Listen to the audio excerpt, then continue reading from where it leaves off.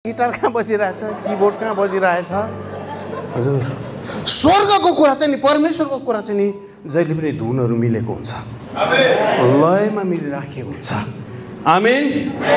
अनन्त अनन्त अनन्त अनन्तसम्म हेर्नुहोस् है, शक्तिशाली हुन्छ।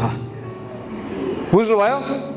अनि गीत कस्तो छान्दै हुन्छ, गीतको बिटले पनि त्यसको तालले पनि धेरै फरक पार्छ।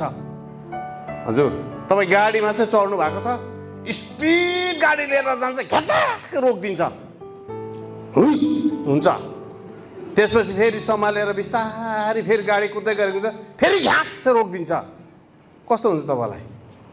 तपाईँलाई ड्राइभरलाई टाउकोदेखि फेर्छमै हेर्नुहुन्छ, यो मान्छे के भएको, आउँदैन कि क्या हो यो मान्छेलाई। हजुर, घरि तपाईँलाई यस्तो पाराले बम्परमा हालेर थर्काइदिन्छ, तपाईँको टाउको नै टुटुल्का हुने गरी। कस्तो ड्राइभर हो यस्तो?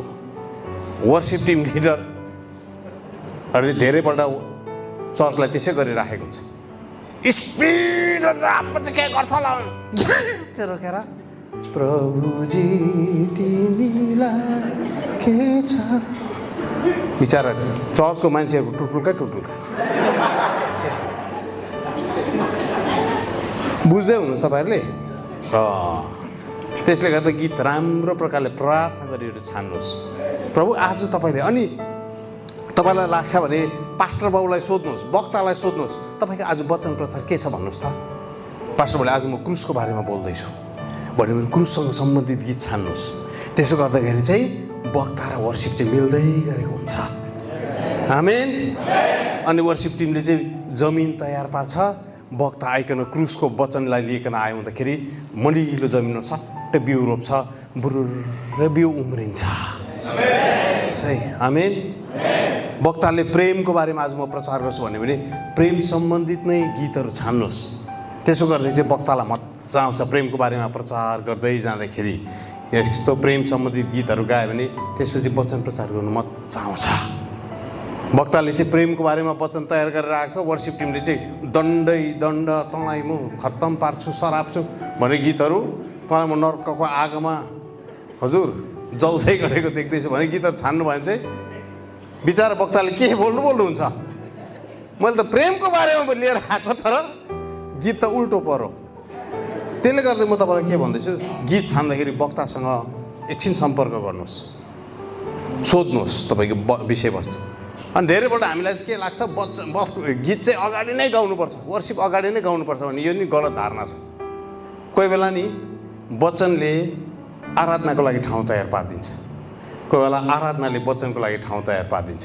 यो चाहिँ अब तपाईँ जति परिपक्व हुँदै जानुहुन्छ त्यो चाहिँ वक्तालाई पनि थाहा हुन्छ। वक्ता पनि एकदमै संवेदनशील हुनु पऱ्यो पवित्र आत्मामाथि। अनि गीत वर्सिप गर्दाखेरि तपाईँको प्रभुको उपस्थिति थाहा गर्नु भएन भने जबरजस्ती मैले 45 मिनट भनेको छु कि 45 मिनट वर्सिप टिमले लानै पर्छ भनेर नि एकदम सय थुङ्गा फुल्का हामी भनेको नगाउनुहोस्। कर छैन, मलाई गाउनै पर्छ भन्ने कर छैन है, छोडिदिनुहोस्। आज 15 मिनट मात्रै भयो, पास्टर तपाईँ वचन बोल्नुहोस्।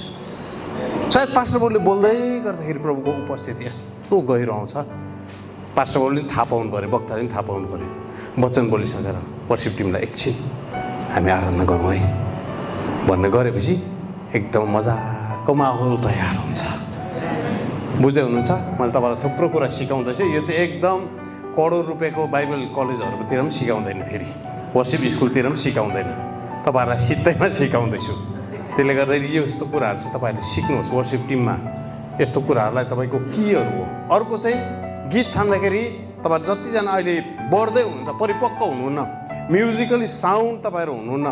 अब साङ्गीतिक रूपमा भने साउन्ड तपाईँको एकदमै साङ्गीतिक रूपमा तपाईँको विधा वा तपाईँको ज्ञान अझै हुर्किसकेको छैन।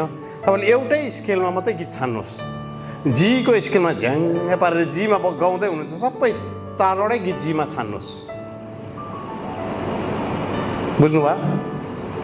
घरि जी, घरि डी, घरि ई, घरि एफ गऱ्यो भने चाहिँ के हुन्छ भने बिचरा अरू टिमको लागि कसरी गाउनु थाहै छैन। हजुर, हाम्रो टिममा एकजना थियो, जुनै गीत जस्तै लय गायो भने उसको चाहिँ एउटै लय हुन्थ्यो। हेर्नुहोस् है, एउटै लय, उसले कहिले पनि गीत फेरेर गाउनु सकेन। श्रीकृष्ण गोविन्द हरे मुरारे भने त्यति नै त्यही लयमा आउँथ्यो क्या हो। एउटै लयमा त्यो दिन लयमा परिवर्तन भएन। सुन्दै हुनुहुन्छ? त्यसले गर्दा तपाईँको चर्च जबसम्म परिपक्व हुँदैन एउटै स्केलमा पक्रिनुहोस्, त्यो गाउनुहोस्, यहाँ स्केल चेन्ज नगर्नुहोस्। त्यसो गर्दा मान्छेहरू कन्फ्युज हुन्छ। अनि अब अन्य भाषा बोल्नुहुन्छ नि तपाईँ धेरैजना, वर्सिपमा पनि अन्य भाषा बोलिन्छ नि। अन्य भाषा बोल्दा पनि स्केलमा अन्य भाषा बोल्नुहोस्। द्रङ हरियाला रबाला बारा बसादाना हो, त्यहाँबाट स्केलमा सट्ट अन्य भाषा पनि स्केलमा गाउनुपर्छ हौ। मन परि गीत चाहिँ कहाँ बजिरहेछ, गिटार कहाँ बजिरहेछ, किबोर्ड कहाँ बजिरहेछ। हजुर, स्वर्गको कुरा चाहिँ नि, परमेश्वरको कुरा चाहिँ नि जहिले पनि धुनहरू मिलेको हुन्छ, लयमा मिलिराखेको हुन्छ।